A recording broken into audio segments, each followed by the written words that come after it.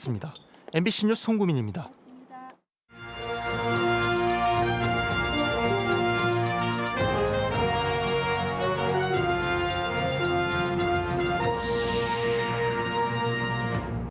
오송 지하차도 참사의 직접적 원인으로 지목된 제방과 관련해 검찰이 시공업체와 감리업체를 압수수색했습니다. 출근길 청년이 숨진 토사 붕괴 현장. 사고 지점은 흙더미가 무너져 내렸지만 바로 옆 사면은 보강공사가 돼 있어 멀쩡했습니다. 충북 지역 택시 기본요금이 4,000원으로 인상됩니다. 갈 수 있는 거리도 줄어 20% 가까이 오르는데 21일부터 적용됩니다. 음성군이 제대로 된 사업을 제대로 밀어주겠다며 마을별 주민 수건사업 지원액을 3배 이상 늘렸습니다. 시청자 여러분 안녕하십니까? 계속해서 충북 소식입니다. 청주 오송 지하차도 참사는 부실한 제방 때문에 미호강이 범람에 발생한 것으로 지목돼 왔는데요. 검찰이 이 제방 시공업체와 감리업체를 정조준하고 압수수색을 벌였습니다. 이지현 기자가 보도합니다. 상자를 든 검사와 검찰 수사관이 건물 안으로 들어갑니다. 청주의 한 건설회사로 미호강 제방공사 시공을 맡은 곳입니다. 오전 9시부터 진행된 압수수색은 오후를 훌쩍 넘길 때까지 이어졌습니다. 오송 이번에 참사 난 그쪽 관련인 것 같거든요. 이거 압수수색 중이기 때문에 돈을 아무도 못 드릴 거예요. 검찰은 전방위적으로 이뤄진 1차 압수수색에 이어 이번에는 제방을 직접 겨냥한 2차 압수수색에 나섰습니다. 청주 건설회사뿐 아니라 서울에 있는 다른 시공사와 감리업체 3곳의 본사와 지사 등 전체 7곳이 대상이 됐습니다. 끝났나요? 아니면 진행 중인가요? 대답해드리기가 좀 곤란할 것 같아요. 영장에 적시된 혐의는 업무상 과실치사상입니다. 참사의 직접적인 원인으로 지목된 임시제방을 시공 계획서대로 건설했는지 또 제대로 관리 감독을 했는지 밝혀 책임 소재를 가리겠다는 겁니다. 검찰은 관련 서류를 압수하고 전자문서에 대한 디지털 포렌식도 동시에 진행했습니다. 한편 국무조정실이 수사 의뢰한 36명 가운데 파출소 경찰관 등 일부에 대해서는 출국 금지 조치가 내려진 것으로 알려졌습니다. MBC 뉴스 이지연입니다. 오송 지하차도 참사 유족들이 김영환 충북지사와 이범석 청주시장을 중대재해처벌법 위반 혐의로 검찰에 고소하기로 했습니다.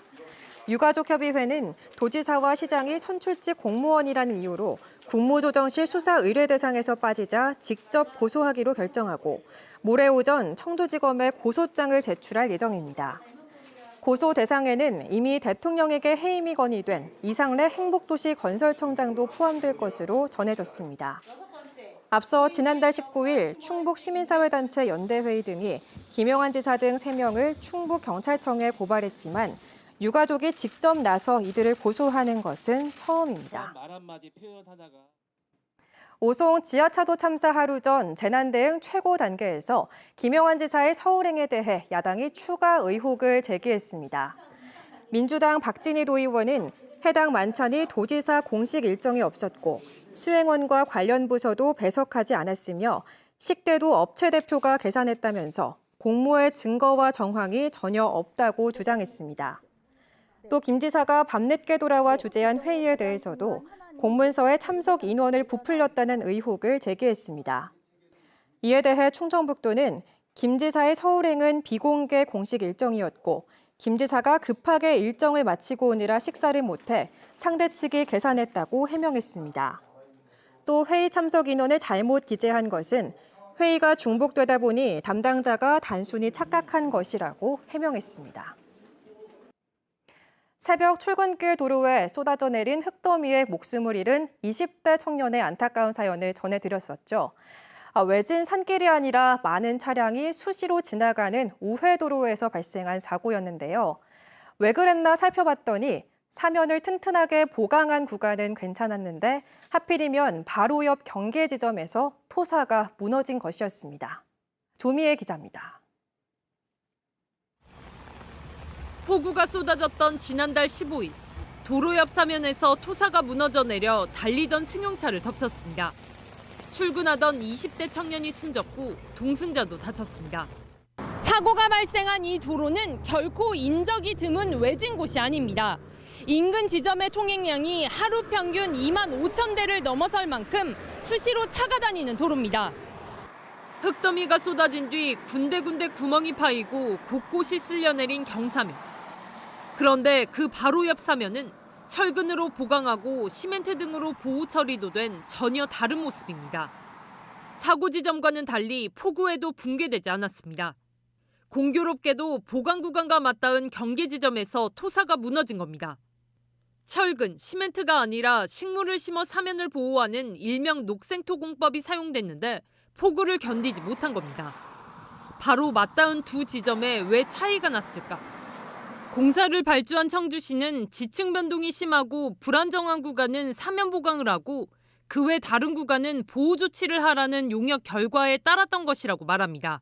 단일 사면에 절개지가 있으면 해석을 해서 가장 위험하다고 생각되고 가장 안 좋다고 생각하는 부분을 선정을 해서 보강을 하죠. 공사가 이루어진 건 2007년경. 20년 가까이 됐지만 큰 유실이 없었기에 사고 지점 사면에 대한 보수는 없었다는 게 보훈국토관리사무소의 설명입니다. 인계받은 후 근본과 유사한 규모의 사면 유실은 발생한 적이 없고요. 20년 집중호우로 인해서 청주시 3차 우회도로 구간에서 소규모 표층 유실 사교소가 발생해서 보수한 적은 있습니다. 붕괴 지점도 애초 보강이 필요했던 위험한 구간이었는지 아니면 시간이 지나 풍화작용에 의해 위험해진 것인지 현재 전문기관이 조사하고 있습니다.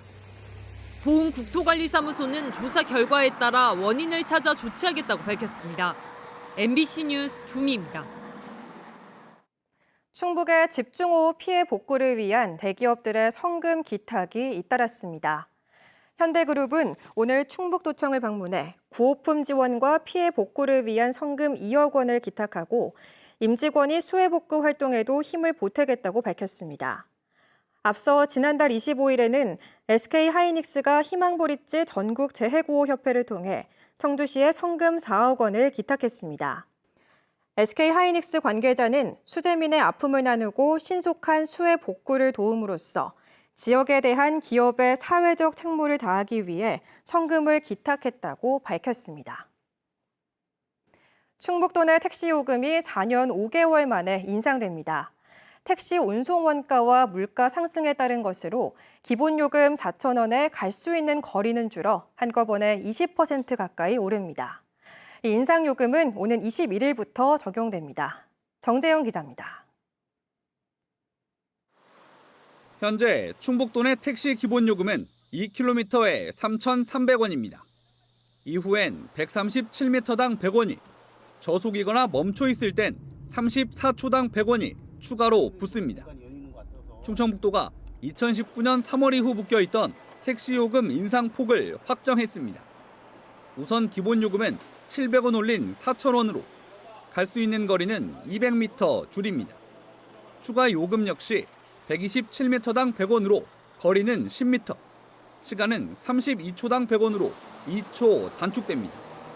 인상률 18.76%로 5km를 이동할 때 지금보다 1,000원 정도 요금이 더 나옵니다. 택시 요금 용역 조정 결과 운송원가 기준 15.53% 인상 요인이 나타났고 여기에 금년도 물가와 임금 인상률을 감안하고 2년 후에 택시 요금이 조정되는 점을 고려해서 당초 택시업계는 4년 5개월 만에 인상인 점을 고려해 기본 요금 4,500원에 1.6km를 요구해왔습니다.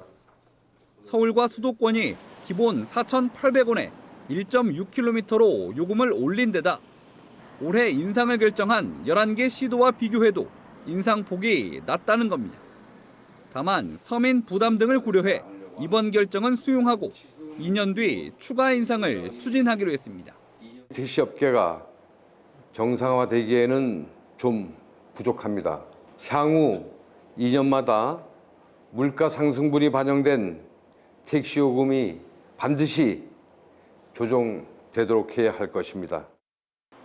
인상 요금은 미터기 조정 기간 등을 고려해 오는 21일 0시부터 적용될 예정입니다. 기본요금 대비 최대 40% 비싼 야간 할증과 시군을 넘을 때 붙는 시계 외 할증 20%는 그대로 유지됩니다. MBC 뉴스 정지영입니다. 주민 수건 사업이나 민원은 이해관계 때문에 말도 많고 나눠먹기식이라는 비판이 따르기도 하죠. 그런데 음성군이 제대로 된 사업을 제대로 밀어주겠다며 지원액을 3배 이상 늘렸습니다. 주민들의 자치의식도 높아지고 수건 사업도 해결하는 효과를 거두고 있습니다. 이승준 기자입니다. 마을 입구 청바지 화분이 유명한 음성군 금왕읍 용계 1리. 20여 가구가 사는 농촌 마을 곳곳에 주민 손길이 정성껏 닿아 있습니다. 그러나 이 마을에도 아픈 기억이 있습니다.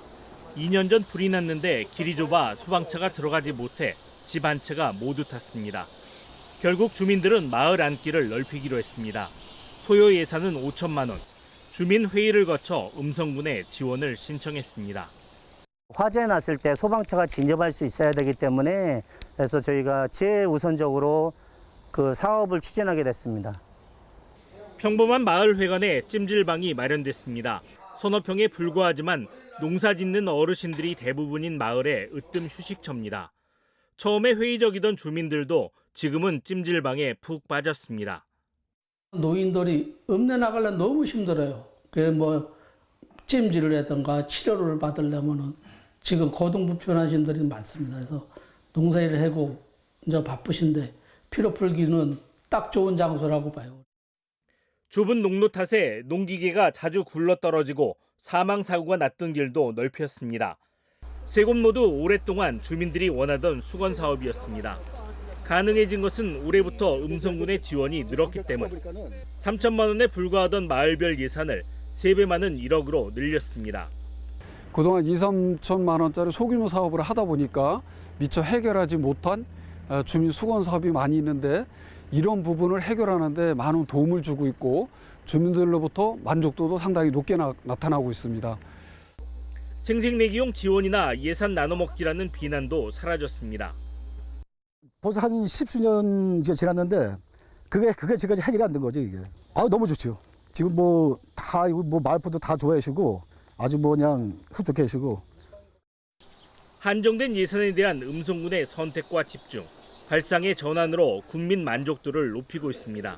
MBC 뉴스 이승준입니다. 오늘 낮 2시 반쯤 청주시 가경동의 한 아파트 단지에서 전력 공급이 끊기면서 940세대 주민이 불편을 겪었습니다. 아파트 관리사무소 측은 전력 변압기가 과부하로 폭발했다며 밤사이 복구 작업을 마치겠다고 설명했습니다. 한편 폭염경보가 내려진 청주의 오늘 낮 최고 기온은 35.7도를 기록했습니다. 중부내륙지원특별법 제정을 위한 온라인 서명운동이 목표치를 초과한 것으로 나타났습니다. 충북 지역 소식 마칩니다. 시청해주신 여러분 고맙습니다.